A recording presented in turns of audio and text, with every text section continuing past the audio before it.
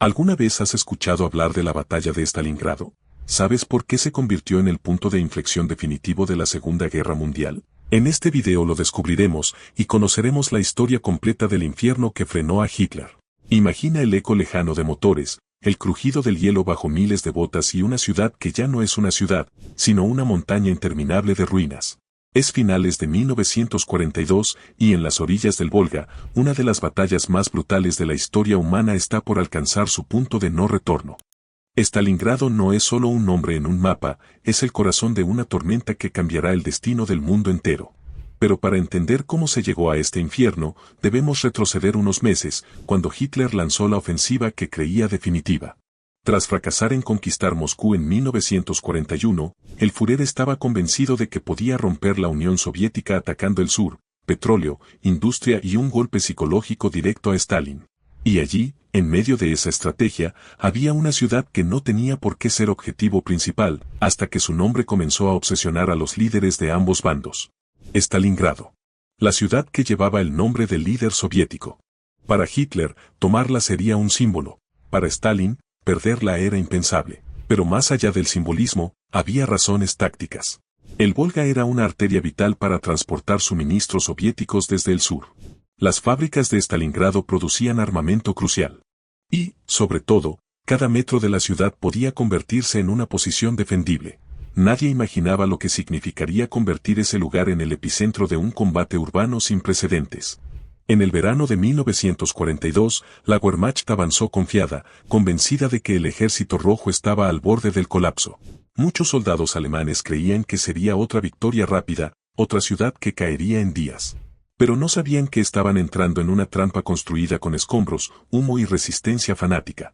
En Stalingrado no habría frentes definidos ni batallas elegantes, habría sótanos, ruinas, paredes perforadas por metralla y calles donde cada esquina podía significar la muerte. Y aquí surge la pregunta que guía este relato. ¿Cómo una de las fuerzas militares más temidas del planeta terminó atrapada, rodeada y derrotada en una ciudad destruida? ¿Por qué Hitler se negó a retirarse incluso cuando la catástrofe era evidente? ¿Cómo lograron los soviéticos convertir la derrota en una oportunidad para encerrar al sexto ejército alemán? ¿Y qué vivieron los soldados atrapados entre el hielo, el hambre y un enemigo que avanzaba desde todos los ángulos? Este es el viaje a través del infierno que frenó a Hitler.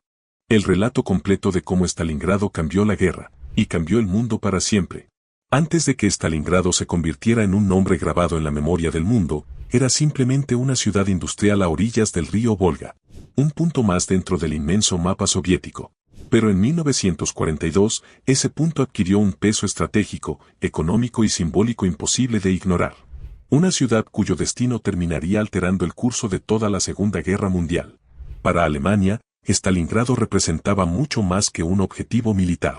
Era la puerta hacia el Cáucaso, hacia los campos petrolíferos de Bakú, hacia el combustible que la Wehrmacht necesitaba desesperadamente para mantener viva su maquinaria bélica. Hitler sabía que sin petróleo, los tanques se detendrían, los aviones dejarían de volar y la ofensiva en el este se convertiría en un castillo de naipes a punto de desplomarse. Y allí, justo en la ruta hacia ese tesoro energético, estaba Stalingrado. Además, la ciudad controlaba un tramo crucial del Volga, la arteria fluvial, por donde la Unión Soviética movía combustible, trigo, tropas y armamento desde el sur hacia el corazón del país. Si Alemania lograba cortar esa ruta, no solo debilitaba la economía soviética, también partía en dos su capacidad de movilizar recursos.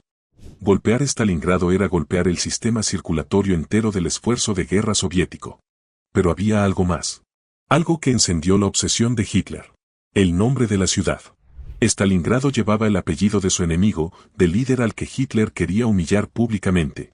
Para el Führer, tomar esa ciudad no era un objetivo más, era un golpe al orgullo de Stalin, un mensaje para el mundo, un trofeo propagandístico sin igual. El hecho de que no tuviera un valor militar imprescindible al inicio se volvió irrelevante. Lo simbólico se impuso sobre lo racional. Del otro lado, para Stalin, ceder Stalingrado no era una opción bajo ninguna circunstancia. No importaba el costo. Era la ciudad que llevaba su nombre. Perderla significaba admitir debilidad. Significaba traicionar al pueblo. Significaba darle a Alemania un triunfo moral devastador. Stalin convirtió la defensa de Stalingrado en una cuestión personal, casi sagrada, y ordenó que cada calle, cada fábrica y cada pedazo de tierra se defendiera hasta la última bala. Así, lo que pudo ser una batalla más terminó transformándose en una lucha total, estratégica, económica, política, ideológica y profundamente psicológica. Stalingrado se volvió el punto donde dos voluntades absolutas chocaron de frente. Y ninguna estaba dispuesta a ceder. En el verano de 1942, mientras el sol caía implacable sobre las estepas del sur soviético, la maquinaria militar alemana avanzaba con la confianza de quien se cree imparable. Tras meses de triunfos en el frente oriental, la Wehrmacht inició la ofensiva hacia Stalingrado con una convicción absoluta: sería otra victoria rápida, otro paso más hacia la dominación del este.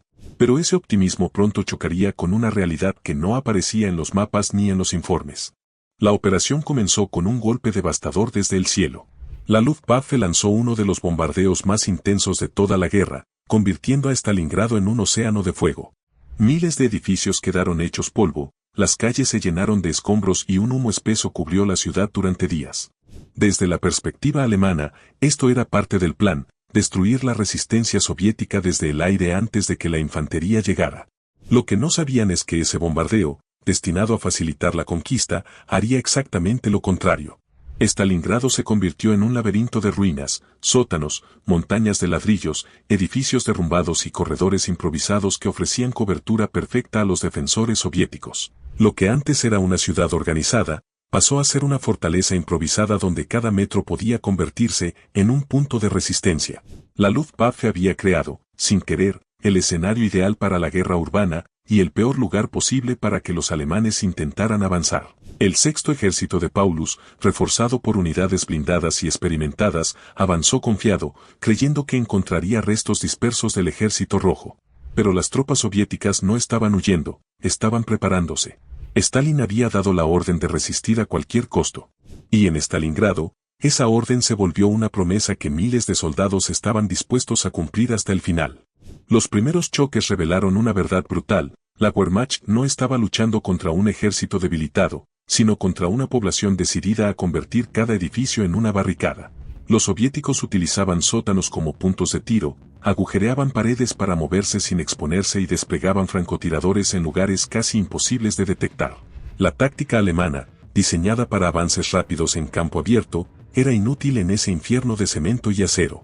A pesar de ello, los alemanes siguieron presionando, casa por casa, calle por calle, metro por metro. La misma confianza que alimentaba su ofensiva los cegó ante lo evidente: Stalingrado no se comportaba como ninguna ciudad conquistada antes. La resistencia soviética era feroz, organizada y alimentada por un único propósito: no dejar que el enemigo pasara al Volga. Para cuando los alemanes finalmente pisaron las primeras ruinas del centro urbano, ya no avanzaban hacia una ciudad. Avanzaban hacia un infierno preparado para destruirlos desde dentro. Cuando los alemanes ingresaron finalmente en Stalingrado, descubrieron que habían dejado atrás todo lo que entendían como guerra. Las tácticas que habían funcionado en Francia, en Polonia y en las planicies soviéticas se desmoronaron al primer contacto con el infierno urbano. Stalingrado no era una ciudad conquistable. Era un laberinto siniestro donde cada sombra escondía una amenaza y donde cada metro de avance podía costar una vida. Los soviéticos lo llamaban la fábrica del infierno, y no era una metáfora. Las ruinas ofrecían ángulos de tiro perfectos, escondites improvisados, posiciones elevadas y una red infinita de sótanos conectados. La Luftwaffe había destruido sus edificios, pero al hacerlo había creado una fortaleza natural imposible de controlar. Y en ese entorno, la lucha se volvió algo primitivo: combate a corta distancia, disparos a quemarropa, cuchillos, granadas, fuego por sorpresa, emboscadas en habitaciones llenas de polvo. Los alemanes acuñaron un término que jamás olvidaron: Rattenkrieg, la guerra de ratas. Así describían ese descenso a lo más oscuro del combate.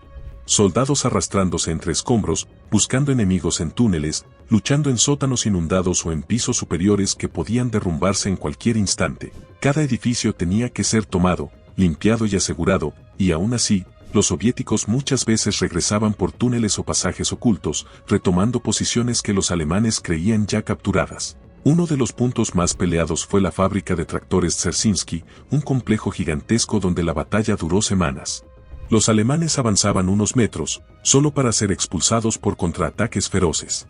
Las máquinas, las vigas retorcidas y las sombras interminables convertían cada pasillo en una trampa. Otro lugar icónico fue la casa de Pavlov. Allí, un pequeño grupo de soldados soviéticos resistió durante casi 2 meses contra ataques constantes. La defendieron con una determinación tan feroz que los informes alemanes mencionaban la casa como si fuese una fortaleza completa. Para los soviéticos, se convirtió en símbolo de algo más grande que una simple posición defensiva, una promesa de que Stalingrado no se rendiría. Y en medio de esa pesadilla urbana, surgió una figura que alimentó tanto la moral soviética como el terror alemán, Vasily Zaitsev, el francotirador legendario. Oculto entre ruinas, Zaitsev convirtió cada rincón de la ciudad en un campo de caza. Se movía entre sótanos, áticos y montículos de escombros con una habilidad que parecía sobrenatural. En pocas semanas, su número de bajas confirmadas se convirtió en leyenda, y su presencia psicológica fue tan potente que los alemanes enviaron a uno de sus mejores tiradores para cazarlo. Pero Zaitsev no era el único. La ciudad entera estaba llena de tiradores aislados, muchos de ellos civiles que habían tomado armas improvisadas. Cada disparo desde la sombra recordaba a los alemanes que Stalingrado no estaba defendida por un ejército, estaba defendida por una población entera convertida en combatiente. La lucha casa por casa no solo desgastó físicamente a la Wehrmacht, desgastó su espíritu. Lo que al principio parecía una ofensiva inevitable se convirtió en un avance lento, sangriento y desesperado. Y mientras los alemanes luchaban por cada habitación, cada escalera, cada sótano, los soviéticos preparaban algo aún más grande. Un contraataque que cambiaría la historia. Mientras la Wehrmacht se desgastaba casa por casa dentro de Stalingrado, los soviéticos estaban preparando algo que los alemanes jamás anticiparon. No se trataba de un contraataque improvisado ni de un intento desesperado de reforzar la ciudad. Era un plan calculado, frío, meticuloso, una trampa gigantesca destinada a encerrar al sexto ejército alemán y dejarlo sin salida. Ese plan llevaba un nombre que pronto se volvería legendario: Operación Urano. A diferencia de los mandos alemanes, que seguían obsesionados con tomar el centro de Stalingrado, los soviéticos pensaban en un mapa más amplio. Habían notado un error crítico: el flanco del sexto ejército estaba protegido principalmente por tropas rumanas, italianas y húngaras, fuerzas menos equipadas, menos entrenadas y sin la moral necesaria para resistir un ataque masivo. Los alemanes confiaban en que estos aliados soportarían la línea, pero la realidad era muy distinta. El 19 de noviembre de 1942, antes del amanecer, el cielo se encendió con el rugido de miles de cañones soviéticos. La artillería abrió un fuego devastador sobre las posiciones rumanas al noroeste de Stalingrado. Era el inicio del primer martillazo. Lo que siguió fue un avance masivo de tropas, tanques T-34 y unidades de infantería que rompieron las líneas enemigas en cuestión de horas. Mientras ese frente colapsaba, un segundo golpe cayó al sur de la ciudad. Los soviéticos atacaron con la misma intensidad, fragmentando completamente las defensas rumanas. No era coincidencia, era el cierre de una pinza colosal, diseñada para rodear por completo al sexto ejército alemán. Los comandantes alemanes no podían creer lo que estaba ocurriendo. Su atención estaba tan centrada en la lucha dentro de Stalingrado que no habían previsto un movimiento tan amplio. Mientras los soviéticos avanzaban con fuerza imparable, las comunicaciones alemanas se volvían caóticas. Informes desesperados llegaban desde todos los sectores: las líneas se rompen, no podemos contenerlos, solicitamos refuerzos inmediatos. Pero no había refuerzos. La Wehrmacht estaba desbordada.